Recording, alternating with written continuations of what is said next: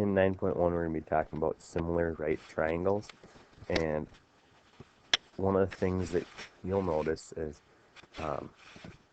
whenever we have a right triangle and we draw an altitude to the hypotenuse is the longest side, what's going to happen is we're going to be left with three triangles in this picture. There's the two obvious ones, this little one and this little one. The less obvious one is the big one that was left there. And we're talking about similar right triangles. All three of these triangles are similar. If you remember drawing an altitude is when the side is perpendicular, it forms a right angle basically to the hypotenuse. So it's going to be another right triangle, but if we spin this segment here, we can line it up with this angle. That angle will also be the same, and this angle is the same. In theory here, we should probably, that angle's lined up, but these sides aren't. Right? This is my longest side, these are my hypotenuses, so I really need to get my hypotenuse onto the top so I can flip this. Okay, flip that over, we'll end up with the corresponding sides matching up. Okay, so I can undo that all and show you right back all the way to the beginning.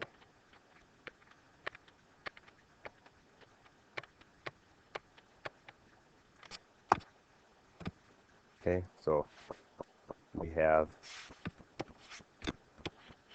three triangles here, all right triangles. These are right angles here. Change them to red. That's the right angle. And our first theorem is 9.1. If the altitude is drawn to the hypotenuse of a right triangle, then the two triangles formed are similar to the original. So we have two new triangles similar to the original for the third triangle. And we can use the similar triangles now to answer questions like, what is the length of H? So first, to figure out the length of H, we're going to answer the first question. Identify any similar triangles in the diagram. So we start with the first triangle, triangle ABC. That's going to be similar to triangle A. So this is the large triangle.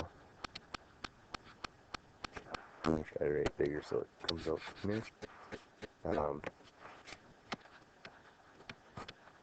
The large triangle, we'll do the small triangle next, and then the middle-sized one. So A in the big triangle corresponds with A in the little triangle.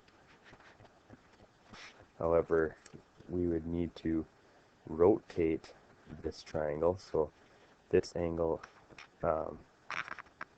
actually A needs to stay in the same spot, but my right angle in the big triangle is B. Here it's D. So my right angle has to be D, and in the little triangle B is going to match up with C. And that's going to be similar to triangle. We'll do the middle sized triangle. In the middle sized triangle, C matches up with C in the big triangle. They share that. My right angle in the middle sized triangle is D, and that matches up with the right angle B, so that has to be in the middle, and that leaves me with the third point, B. So once you know which triangles are similar, we can solve for H. find the height of the roof by looking at what we know.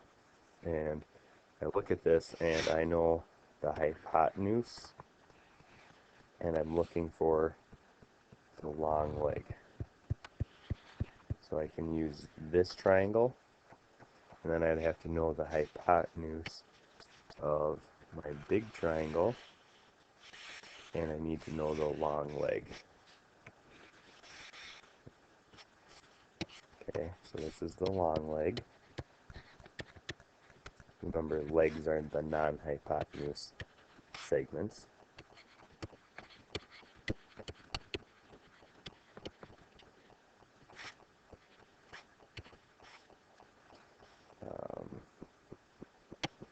I'm going to come in here. This is the long leg and hypotenuse.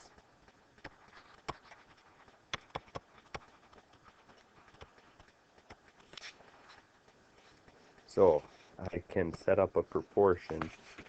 This is the only unknown. So my proportion is going to look like hypotenuse 7.8, the hypotenuse, the corresponding hypotenuse 14.6, and the long leg 12.3 to the long leg over here h. And now you should be able to cross multiply and divide. 7.8 times 12.3, divide that by 14.6, and we get our answer. H is 6.57.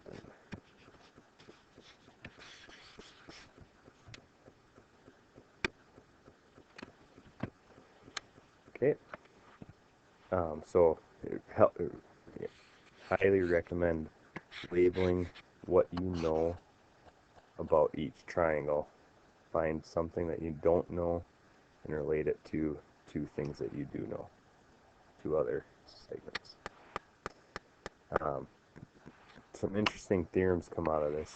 These geometric mean theorems we have used quite a bit. In the first one, the length of the altitude is the geometric mean of the length of the two segments that are split by the altitude. So in this case, CD is the geometric mean. If you remember how to set up a geometric mean, they go across from each other. So we're going to multiply those together.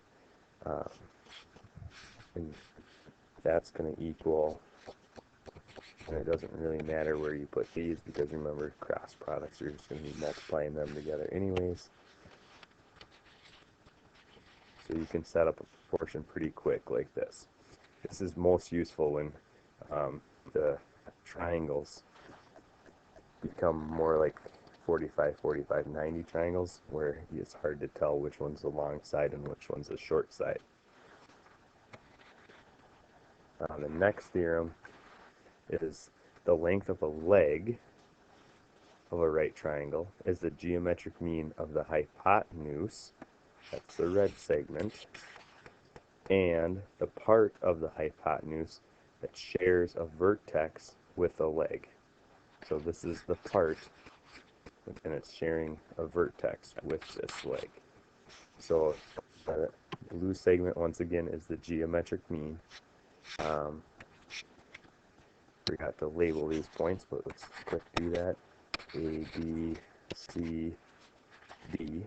So AB is the geometric mean. They go across from each other. And then AD and what colors do that? AC. So notice it's the whole length. So we'll do some quick examples here. Let's find X. In this problem, we have a right triangle. These triangles are going to be similar. I know x is going to be the geometric mean of these two segments. So I can put 10 here, 6 there. I get x squared equals 60. Take the square root of both sides. I get x equals plus or minus the square root of 60. But since it's going to be a distance here, I know it's going to be positive. So I'll only put down square root of 60. And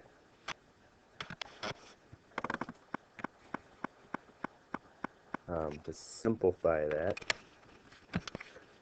I can break that into the square root of 4. 4 goes into 60.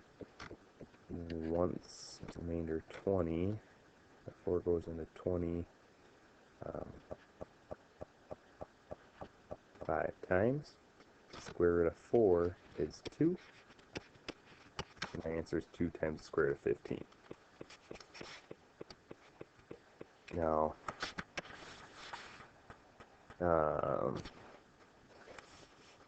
going to quick explain. Notice this is one of the cases where the geometric mean theorem is nice, but this is the shorter leg, and this is the longer leg. I'm going to abbreviate this LL and SL for short leg and long leg. And if we do a different triangle, this is the short leg, and this is the long leg. So as we set this up, x, we don't know x, and we're going to use it twice. So x over 10, so the short leg, or excuse me, the long leg over the long leg equals the short leg over the short leg. Okay, the corresponding parts. So compare the long legs to each other and the short legs, and you'd get that set up. Likewise, we can do the same thing. We can use the theorem. And this one is a little bit tricky because we want to know that whole hypotenuse length. So 5 plus 8. And now this is the hypotenuse.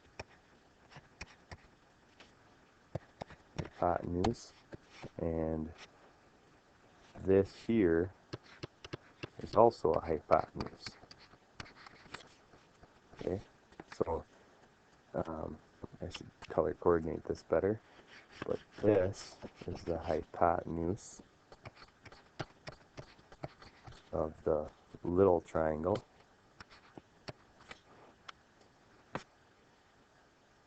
and this is the hypotenuse of the big triangle.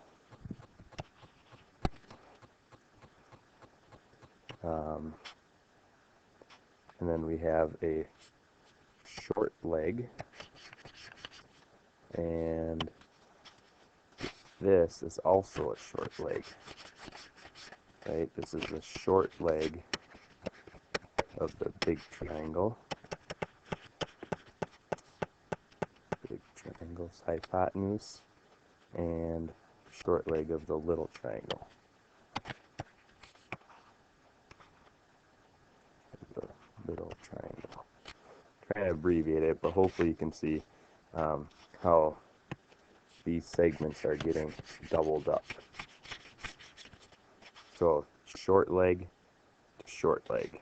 So y would compare to the 5, the short leg of the other triangle, and then the hypotenuse, which would be 13, to the short leg of the other triangle, which is the unknown.